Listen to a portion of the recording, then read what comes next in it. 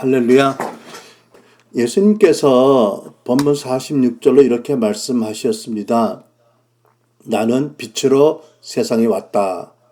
그것은 나를 믿는 사람이면 누구든지 어둠 속에 머무르지 않게 하려는 것이다.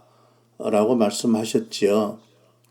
근데 저는 요즘 한국에 돌아가는 여러 상황을 보면서 크리스찬으로 이 시대에 살면서 어둠 속에 머무르지 않는다는 것은 과연 어떻게 사는 것을 의미할까에 대해서 생각을 해봤습니다. 그리고 어둠 속에 머무르지 않게 살려고 한다면 과연 우리는 어떻게 해야 할 것인가에 대해서 스스로에게 질문을 하고 지내왔습니다. 아마 여러분들 중에서도 요즘 이렇게 저처럼 혼란스러워하며 스스로 질문하는 지체들이 있지 않을까 싶습니다. 그래서 오늘 이 시대를 어떻게 사는 것이 하나님 기쁘시게 하는 것인지에 대해서 성경 말씀 전반이 어떻게 가르치는지를 함께 생각해 보려고 합니다. 근데 이제 먼저 고백할 것이 있는데, 첫째는 오늘 전할 메시지 설교를 할 만큼 내가 깊고 충분한 신학적인 소양이 있는가라는 데 질문이 좀 있고요. 사실 이런 주제는 설교자로 반평생을 살았지만 쉽게 다룰 주제가 아니라서 그렇게 생각을 합니다. 그리고 저는 일반 신학보다는 실천 신학, 그 중에서도 사역학 훈련을 주로 받았기 때문에 그렇게 느끼지 않는가 싶습니다. 이제 그런데 사실은 언제부턴가 이 설교를 하고 싶어서 설교의 그 라프 메모를, 거친 설교 요약 문서를 제가 그 컴퓨터의 표지 화면에 띄워놓고 몇 달을 띄워놓고 있었습니다.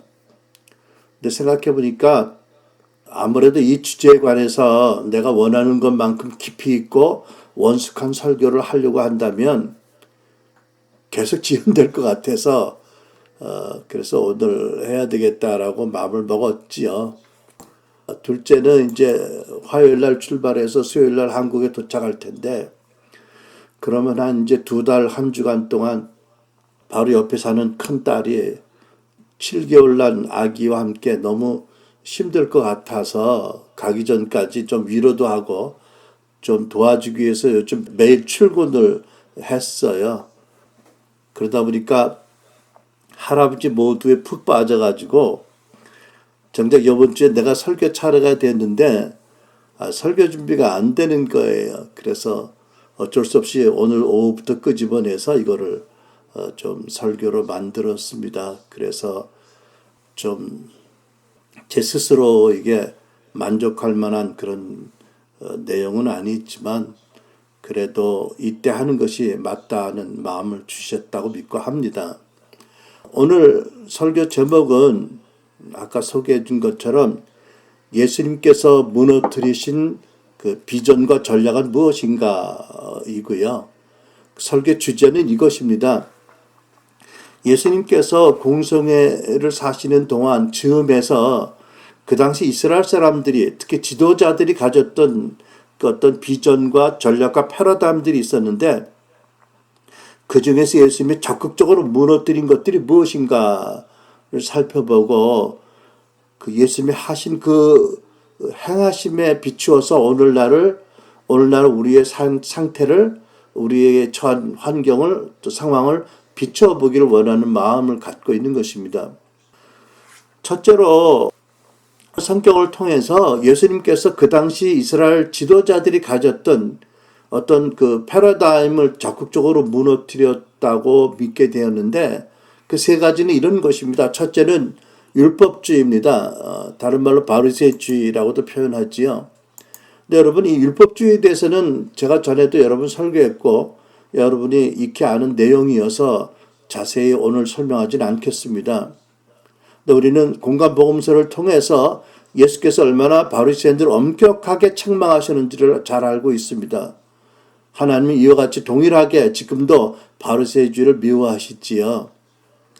여러분, 인간의 전적인 타락과 하나님의 절대적인 구원의 은총을 가리우는 어떤 율법의 행함, 종교적인 행위 열심을 지나치게 높이 주장하는 것은 어느 시대를 막론하고 절대 그릇된 비진리입니다.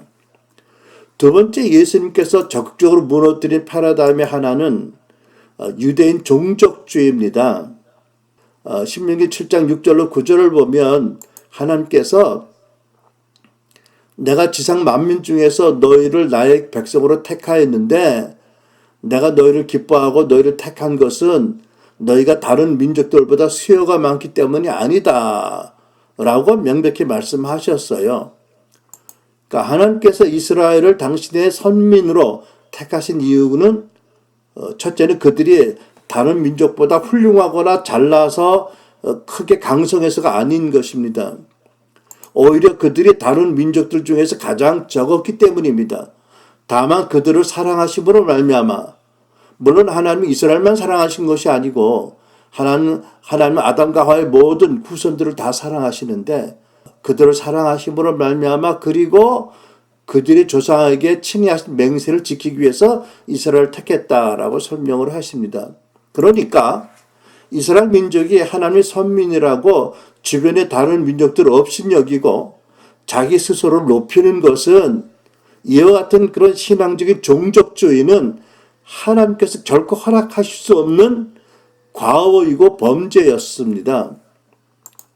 그래서 예수께서 이 설교하실 때에 엘리사 시대에 온 세상 사람들이 기근에 고생할 때 하나님의 기적을 체험한 시돈의 과부나 또는 시리아의 나만 장군이 기적적으로 병치유받은 이방인의 그에게 은혜를 베푸신 일들을 예를 들어 설교를 하셨어요.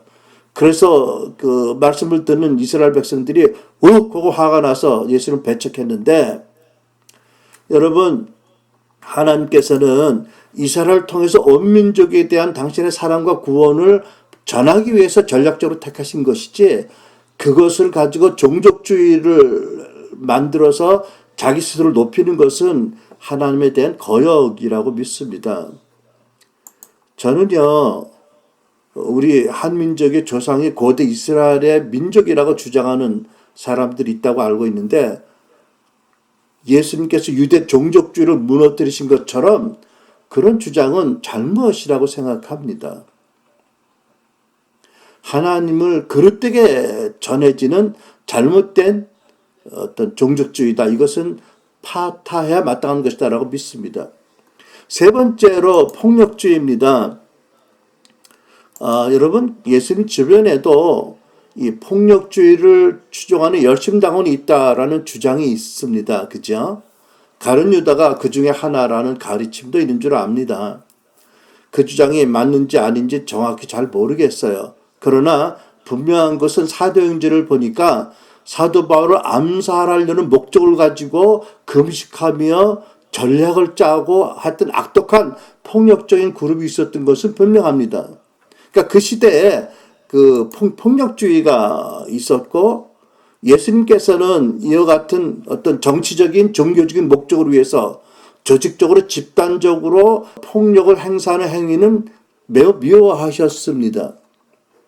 마태복음 26장 49절 53절을 보니까 배반자 유다가 곧바로 예수께 다가가서 안녕하십니까 선생님 하고 말하고 입을 맞추었다. 예수께서 그에게 친구여 무엇하러 여기 왔느냐라고 말씀하시니 그들이 다가와서 예수께 손을 대 붙잡았다 체포했다는 것이죠. 그때 예수의 이런 가운데 한 사람이 아마 베드로라고 믿어지는데 손을 들어 자기 칼을 빼어 대제사장의 종을 내려쳐서 그 귀를 잘랐다. 그때 예수께서 말씀하셨다. 내 칼을 칼집에 도로 꽂아라. 칼을 쓰는 사람은 모두 칼로 망한다. 너희는 내가 내 아버지께 당장에 12군단 이상의 천사들을 내 곁에 세워주실 것을 청할 수 있다고 생각지 않느냐? 라고 말씀하셨지요. 예수님이 이와 같이 폭력적인 그런 육신적인 신체적인 군사적인 위력을 사용하는 것을 미워하셨어요. 금하셨어요. 근데 이제 오늘날 하나님께서 그 나라의 통치자들에게 주신 근본 사명, 곧 백성들을 보호하고 선을 권장하고 악을 징계하는 책임을 외면하고 불법을 계속하는 통치자들에게는 다양한 방법으로 저항하는 것이 전혀 성경적으로 잘못된 게 아니라는 그런 주장이 있습니다. 저는 심정적으로 예수님께서 분명히 폭력주의에 반대하셨지만 나치 독일의 본헤퍼 같은 분들의 신념도 존중돼야 한다고 믿습니다.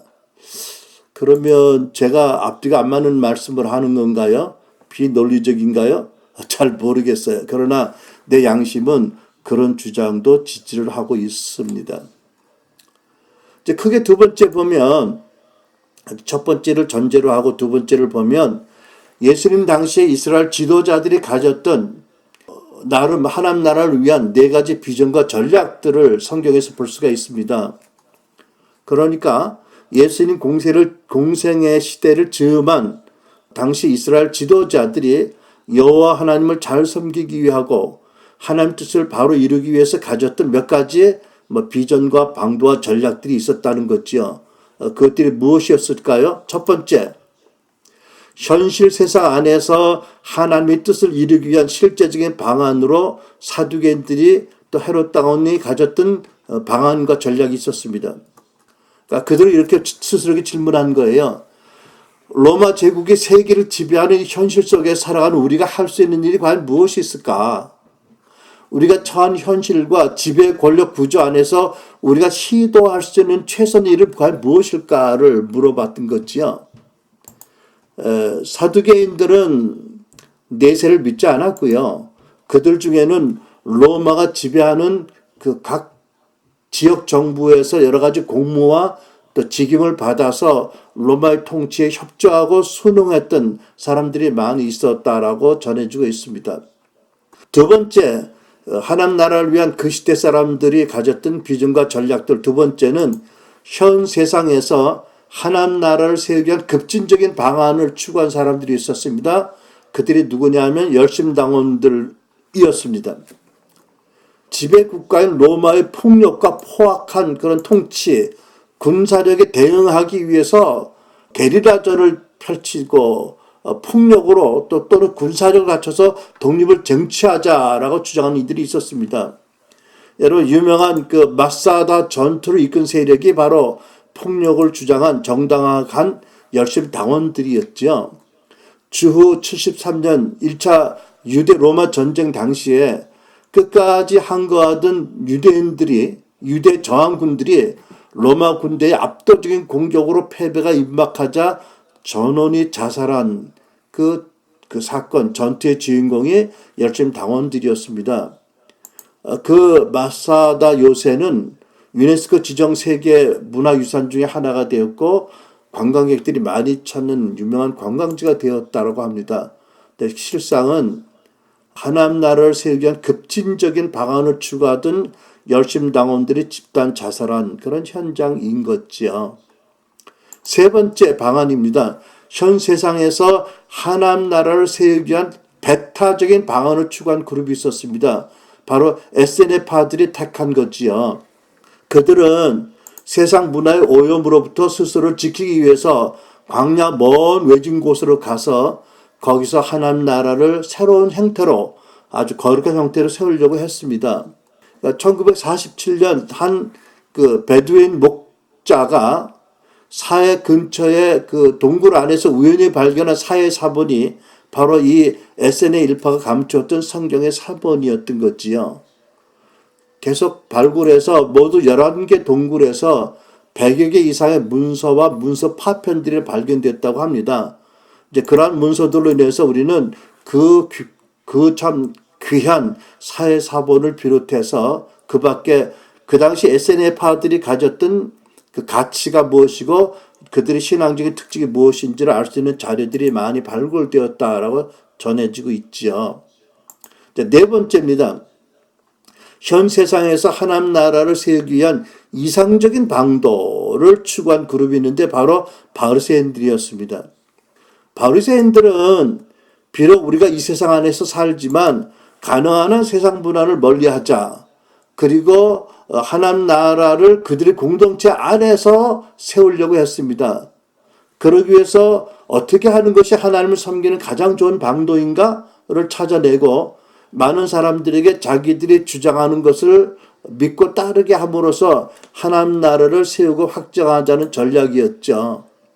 그러나 점차적으로 근본과 본질에서 벗어나서 예수님께서 독사의 자식들이라고 극단적인 책망을 듣게 된 것이 사실이었고요. 오늘을 사는 신앙인들이 두려워해야 할 그런 교훈의 하나가 된 것입니다.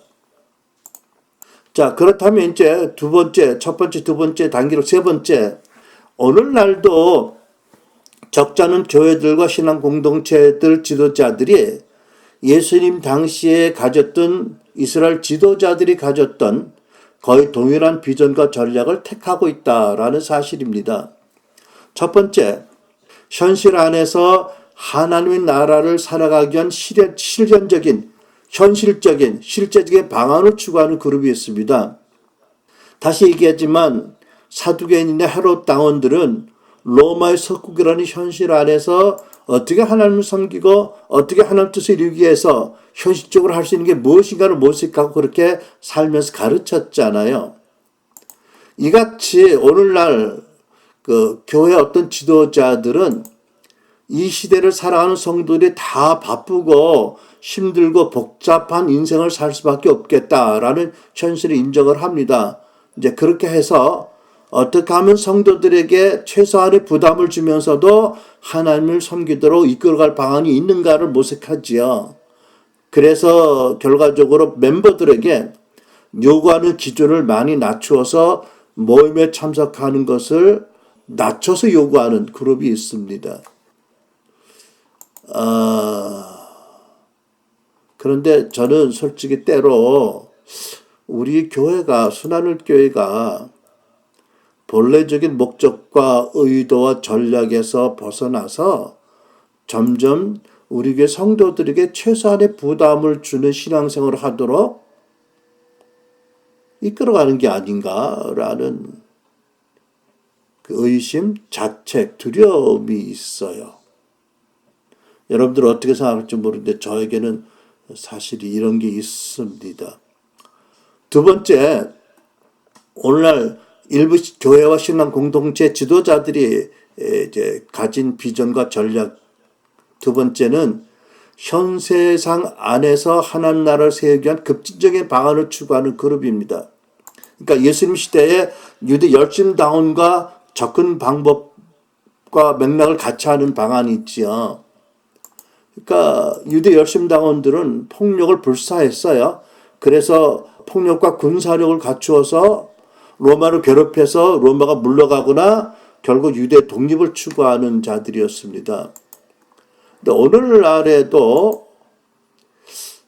오늘날에는 사실은 그 대부분의 지도자들이 하나님 나라를 위해서 급진적인 방안 가운데 물리적이거나 군사적인 폭력과 전략을 추구하지는 않는다고 믿습니다.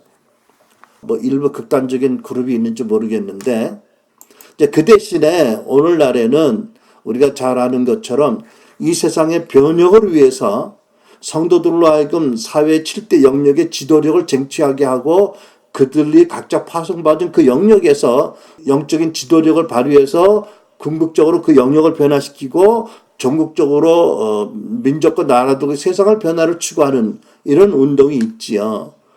저는 이 운동에 부름받았다고 믿습니다. 우리 교회와 저가. 그런데 예외적으로 아까 잠시 얘기했지만 현격하게 타락을 했거나 국가와 민족을 위협으로 이끌어가는 지도자들이 있다면 그들을 제거하기 위해서 정치적인 테러나 또 다양한 물리력을 사용하고 심지어 폭력을 사용하는 것이 옳다라고 주장하는 그룹도 있습니다. 말씀드렸죠. 본헤퍼 같은 분이요. 디트리히 본헤퍼 목사 신학자지요. 루터교회 독일. 이분은 히틀러를 암살하려는 외국 첩보국 에이전트에 의해서 진행된 암살 계획에 가담했다가 폭로가 되어서 체포가 되었고 결국 1945년 4월 달에 교수형으로 생애를 마감한 분입니다. 근데 그분의 그 짧은 생에 남긴 글이 오늘도 많은 사람들에게 많은 그런 감동과 영감을 주고 있죠. 저는 요즘 그 서울 청와대 앞에서 농성하면서 탄핵을 주장하는 정광훈 목사님도 결국 크게 보면 이런 노선을 따르는 그 현세 안에서 하나님 나라를 세우기 위한 급진적을 방안을 추구하는 지도자 중에 한 분이라고 생각을 합니다. 나중에 좀 더 이어서 말씀을 드리겠습니다. 세 번째입니다. 하나님 나라를 현세 안에 세우기 위한 배타적인 그런 방안을 추구하는 그룹이 있습니다. 그러니까 예수님 당시에는 SNF파들이 선택했던 전략이었죠. 그러니까 세상에 오염된 문화로부터 스스로 지키기 위해서 세상과 격리된 먼 광야로 들어가서 하나님 나라를 새롭게 거룩한 형태를 세우자 하는 그룹이었습니다. 그러니까 이 운동에 이어서 중세 수도원 운동이 이와 같은 그런 비전과 전략을 같이 하는 그룹 운동이었다고 믿고요. 우리나라에 과거에 일어났던 그 크게 일어났던 기도원 운동도 크게 보면 동일한 맥락의 운동이었다라고 생각을 합니다. 근데 이제 이렇게 얘기하면 좀 심하다고 할 분이 있을지 모르지만 오늘날 가장 흔하게 보는 이러한 그 방안의 접근 형태는 뭐냐면 적지 않은 교회들의 성경 공부입니다. 성경 공부 모임이지요. 성도들이 모여서 성경을 배웁니다. 성경에 관한 지식과 정보와 좋은 사실들에 대해서 배웁니다. 그 그룹 안에서는 자기들만의 언어가 있습니다. 그리고 많은 경우에 본의 아니게 의도되지 않은 거지만 지식을 위한 지식을 추구하는 일들이 많고요. 성경 공부 그룹 밖에 일상의 삶에 적용해야 될 지식들을 많이 다루지 않는 모임들이 있습니다. 이런 방안을 추구하는 지도자들이 이끄는 교회에서 나타나는 특징의 하나는 세상을 멸시하고 바리새인 거룩의 영성을 추구하는 것입니다. 구체적으로 말할 수 없지만 한국 교회에 한동안 이런 그 영성을 가진 신앙적 특징을 가진 사람들이 적지 않았을 것이라고 생각을 합니다. 네 번째, 현세의 하나님 나라를 세우기 위한 이상주의적인 방도로서 예수님 당시를 살던 바리새인들과 거의 비슷한 전략과 방안을 추구하는 그룹입니다. 이 세상에 살면서 하나님을 가장 잘 섬기는 올바른 방도가 무엇인지를 찾아내고 그렇게 사람들이 살도록 요구하고 그래서 하나님 나라 확장되고 또 세워지게 하는 전략이 있지요. 그리고 자기들이 이끄는 성도들에게 어떤 모양이라도 현실과 타협하지 않도록 강력하게 요구를 합니다. 오늘날 이 같은 의도를 가진 일부 교회 지도자들은 성도들에게 많은 수준의 헌신을 요구합니다. 하나님 나라를 위한 행함과 헌신에 거의 극단적인 그 헌신과 희생하는 수준까지 요구하는 그런 그룹입니다. 다양한 그런 섬김과 활동과 선교와 또 외부 활동 등에 적극 참여하도록 독려하지요. 의도는 경건하고 훌륭한 것인데 이제 그러다가 보면 이렇게 적극적으로 열심히 있는 행함을 요구하다 보면 본의 아니게 예수님의 마음을 떠나고 성령 인도하심을 벗어나서 다른 교회에게 상처를 주게 되는 경우도 있고 적지 않은 경우 성도들의 가정에게 해를 끼치게 되는 경우들도 생기게 됩니다. 자녀들의 그 오랜 그런 어떤 외면당함, 의뢰나 고통이나 그러나 신앙적인 반발 이런 것들이 있을 수 있습니다. 물론 하나님께서는 우리가 온전치 못해서 그렇게 한 것을 잘 아시기 때문에 결국 그 자녀들의 신앙적인 반발에도 불구하고 자비와 은총을 베푸셔서 결국은 그들이 돌아오게 하시지만 상당히 많은 경우에 하나님의 그 first plan이 아닌 DTO, 멀리 돌아가는 그래서 많은 그런 충돌과 아픔과 다침을 받게 되는 그런 자녀들이 결국은 주님 앞에 돌아오지만 그런 자녀들이 많이 생기게 하는 경우들도 있는 줄 압니다. 자, 그러면 성경에서 보는 예수님 당시를 즈음한 이스라엘 지도자들이 가졌던 네 가지 전략과 비전. 오늘날도 많은 교회가 부분적으로는 또는 부분적인 이런 비전과 전략을 따라서 하고 있는 것을 우리가 생각해 봤는데 우리 교회 선택은 무엇일까? 먼저 강조하고 싶은 것은 이것입니다. 예수님께서는 그 당시 지도자들이 추구했던 4가지 비전과 전략을 하나도 인정하시지 않으셨고 하나도 받아들이지 않으셨어요. 왜? 그것이 예수님 오신 이 하나님 나라를 세우기 위한 정신과 하나님의 뜻과 맞지 않았기 때문입니다. 다 인본적인 것이었고요. 지나친 경건주의, 잘못된 극단적인 경건주의였기 때문이지요. 두 번째로 알 것은 뭐냐 하면 앞에서 말한 4가지 중에 어떤 그런 비전, 영적인, 종교적인 거룩하게 보이는 비전과 전략을 받아들이고 헌신하게 되면 대부분의 경우 평생 그 공동체가 가지고 있는 비전과 전략과 그 공동체의 문화와 그 공동체의 어떤 그런 그 체계 시스템과 그들이 가지고 있는 내적인, 내부적인 논리 또 내적인 세계관에 함몰되어서 묶이게 되기 쉽고 평생 따르기 어렵게 된다는 것입니다. 이건 저희 관찰입니다. 특별한 하나님의 인도하심에 민감하게 따르고 오랜 시간 동안 고민하고 기도하고 은혜를 구하지 않으면 평생 거기서 벗어나기 어렵습니다. 그렇다면 결론적으로 우리의 선택은 앞에 설명한 어떤 종교적인 영적인 비전과 전략도 주님께서 승인한 것이 아니라면 당연히 우리는 그 어떤 것도 따르지 않기를 원합니다. 할 수 있는 최선을 다해서 그리고 최선을 다해서 주 예수께서 친히 보여주신 비전과 전략 그리고 하나님의 마음과 생각을 따르기 원합니다.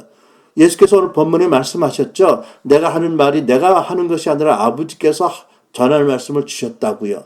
나를 본 자는 아버지를 봤다고 하셨습니다. 그런데 우리가 성경을 보면 예수님께서는 그 어떤 전략과 어떤 비전도 사람을 근본적으로 바뀌지 못한다라고 판단하신 것으로 보입니다. 안 그러면 왜 승인하지 않으셨겠어요? 그 어떤 전략과 비전도 사람들로 하여금 이 세상에 임하는 하나님 나라를 온전히 받아들이고 따르지 못하게 한다고 예수님은 판단하신 거지요. 여러분 우리가 잘 알지요. 예수님께서는 오직 복음과 성령 하나님의 사랑과 하나님의 말씀만이 사람을 근본적으로 개별적으로 영원히 변화시킬 수 있다라고 믿으셨습니다. 거기에 하나님 나라 임한다고 믿으신 거지요. 이렇게 변화된 성도들이 주도적으로 이끌어가는 사회 영역과 그 어떤 민족과 나라가 결국은 당신의 제자가 될 수 있다라는 그 진리를 지상대명령으로 명확하게 말씀해 주셨습니다. 따라서 저는요. 현실적으로 돌아와서 부당한 통치 권력에 다양하게 저항하는 것이 필요하다라고 내 양심을 믿고요. 물리적인 폭력으로 가지 않기를 바랍니다. 그러나 그 예수님이 금하신 물리적인 폭력이까지 이르지 않은 한에 있어서는 하나님이 주시는 지혜와 법적인 모든 그런 그 테두리 안에서 저항하는 것, 의사를 강력하게 표현하는 것은 필요하고 마땅한 일이라고 믿습니다. 그래서 저는 오늘 일부 목사님들이 주장하는 그런 그 주장에 대해서 위에서 기도할 겁니다. 기도하고 있습니다. 동의하고요. 특히 에베소 6장 12절 말씀처럼 우리의 싸움은 혈과 육을 상대하는 것이 아니라 하늘에 있는 악한 영들을 상대하는 싸움이다라고 말씀하셨기 때문에 영적 전쟁의 기도도 중요한 부분이라고 믿고 우리는 그 부분을 우리가 맡아야 된다고 생각합니다. 그리고 근본적으로 저는요. 오늘날 많은 교회 지도자들이 선한 의도로 4가지 다양한 비전과 전략을 구사하고 있지만 우리는 그 어떤 운동이나 어떤 비전과 전략보다도 불신자들에게 구원의 복음을 전하는 복음 전도와 구원받은 사람들을 예수님의 제자로 세워주는 제자도 그리고 그들을 파송해서 그들로 하여금 또한 복음을 전하고 제자도를 수행하게 흩어지는 교회로